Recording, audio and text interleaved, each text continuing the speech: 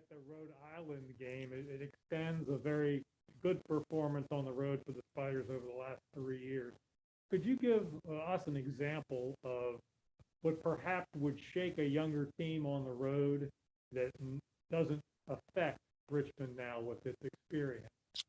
Um, I think the biggest thing for us is, when you get down, you gotta look at the shots you get. I think we were getting a lot of good shots in the first half.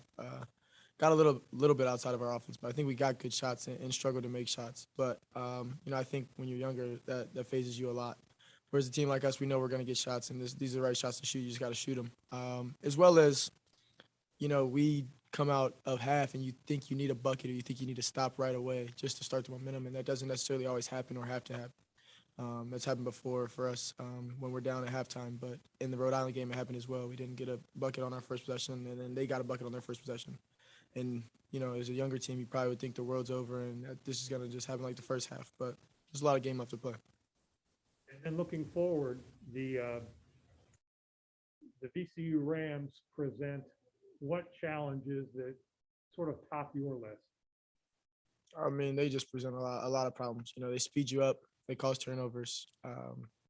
Their pace in the half court is methodical sometimes, and then it's just fast. They're a good team. Led by a good point guard, coached by a good guy. So they just beat a good Davidson team. They're always confident. So we got to come out ready to play. Thank you. Any other questions from Zoom?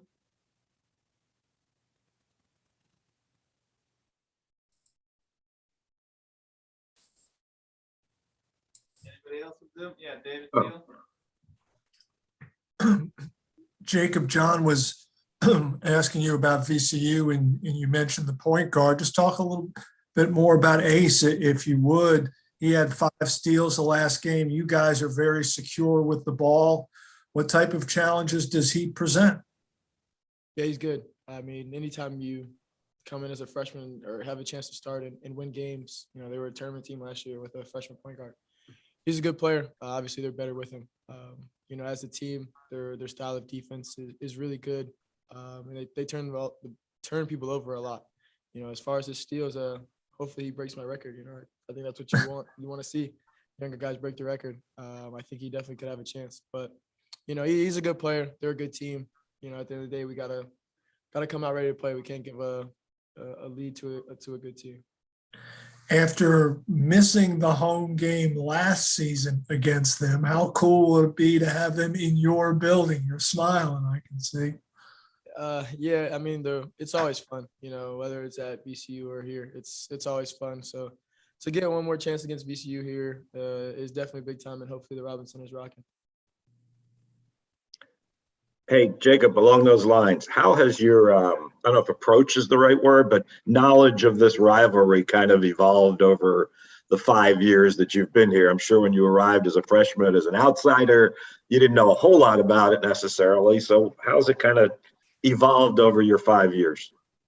I mean, there's been some good games, some good battles. I think, yeah, as a freshman, you don't know how important it is to your school or the people around you. You obviously get a little built up. Me being the older guy that I am, I try and treat it like another game. So, hopefully my emotions don't come out too much. Coach Mooney, the Spiders improved to 19-8 in the last 3 seasons with the win at Rhode Island. I'm wondering if you could think back, and is there a common denominator apart from having more veteran players that sort of leads to that kind of result on the road, which is unusual? 19 days on the road. Is that right? Yeah, Wow. according to the sports information. Yeah, that doesn't go this way. That's information. Well, that's a good stat. I would say, obviously, experience it would be the biggest factor. Playing on the road is, yeah, I think especially if your first time or season or set of games where you play on the road, it's the excitement is there, but so is not that you're intimidated, but the mistakes are really magnified, and the crowd and the discomfort of making a mistake on the road, and everything's a little bit less comfortable. I think when you get older, you probably embrace that a little bit, being on the road, being in that kind of circumstance, especially with fans. So yeah, I would say that experience is the biggest factor in in being successful on the road. That travels. You're not necessarily going to shoot that well.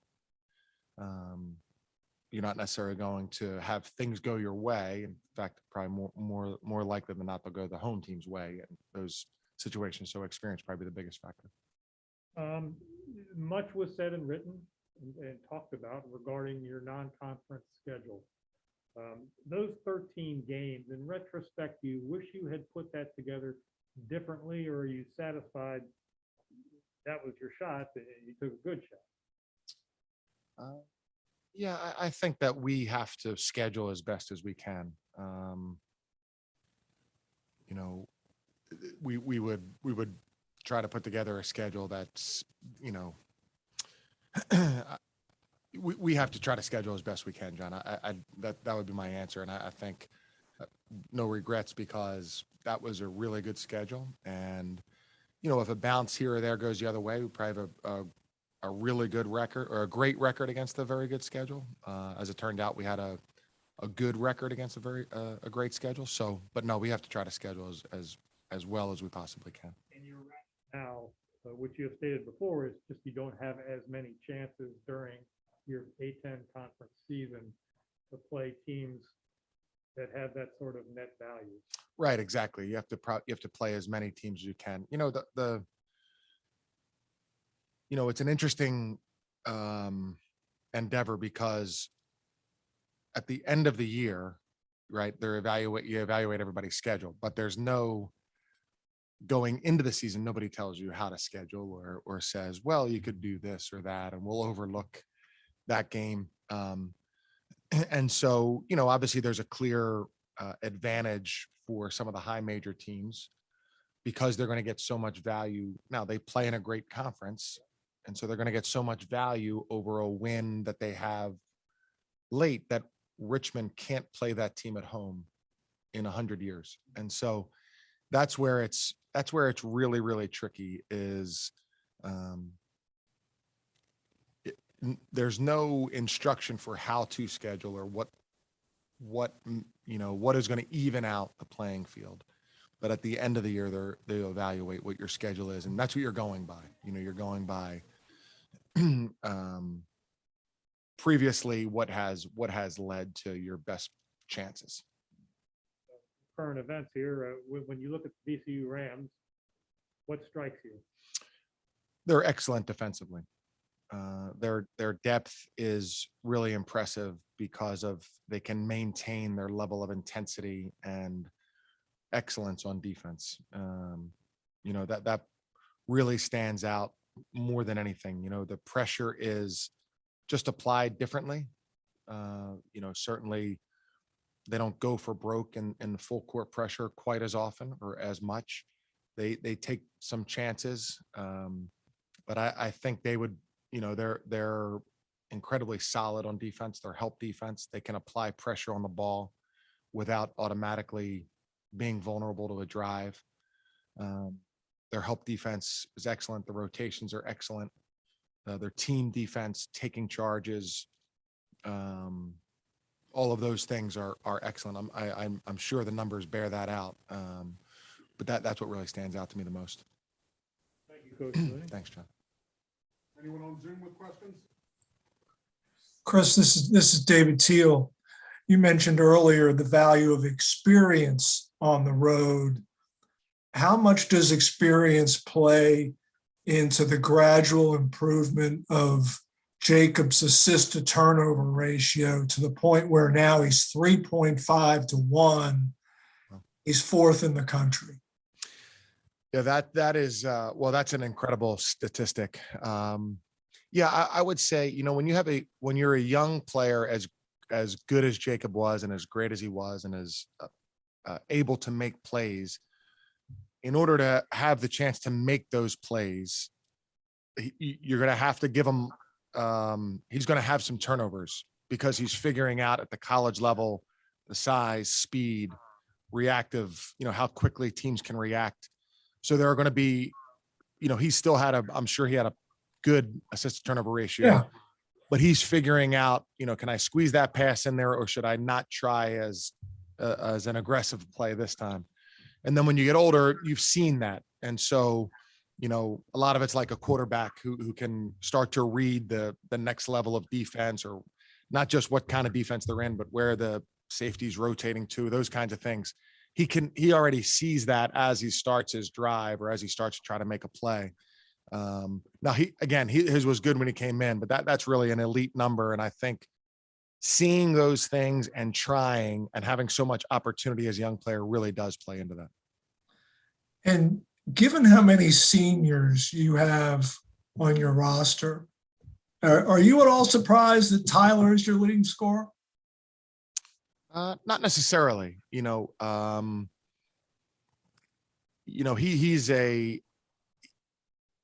really make shots, and he's one of the rare players where it's fairly irrelevant where the defender is when he shoots. If he has an open shot or a covered shot, if he's feeling the right way, or if he does everything the right way, it's often a make. So he also gets the free throw line much, at a greater rate than some of our other guys, which is really what the best scorers can do. They can get free throws and get themselves to the foul line. So I'm not surprised by it. Just his overall talent. Also, he's got a couple of really, really good passers helping him get to some comfortable shooting areas. And then you mentioned VCU's defensive ability. I think they rank second in the country in terms of percentage of opponents' possessions that result in turnovers. You're top 10 in avoiding turnovers, in large part because of Jacob. How does that push and pull work, when the team's on the floor? Yeah, no, that's part of what makes the game, and it adds to the rivalry, just the different styles. It'll be interesting. Last year we had 6 turnovers in the game. Now it was, played with no fans, and we were coming off of a pause. And so there's some, different parts going into the game, but we had 6 turnovers in the game and lost, and that's probably I imagine that's the fewest VCU has forced in a while, or among the fewest, and they won the game. And so now, having said that, it's an extremely critical area of the game. And what we've always tried to say is live ball turnovers are the worst possible play, because, that enables them to get out and run and convert an easy basket, and then, build on their momentum, or build on their enthusiasm and excitement to really go out and maybe take a chance or pressure the ball harder the next time. A dead ball turnover is much, much better. If you have a shot clock violation or the ball goes out of bounds, at least you can be back and set your defense. So we've always looked at it from that standpoint, is making sure that, they're great on defense. Every game we've seen, there's a 3.5, 4 minute stretch where the other team can really doesn't get a good shot, turns the ball over, passes are deflected in the half court. So that's going to happen. It's really avoiding those live ball turnovers that we think is the most critical part of it.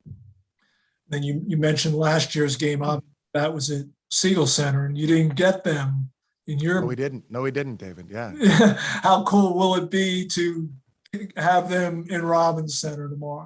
Well, it'll be great. It's the electricity and the feeling of this game is just different from the other games. And I've said many times, we're so fortunate to have a built-in great rivalry as part of our program. I've known Mike forever, and Jamal Brunt was an assistant here, and I think the world of those guys and their program. But also I recognize how intense and important the game is and how exciting it is. And it'll just be a great feeling in the Robins Center to have this rivalry game against a great team.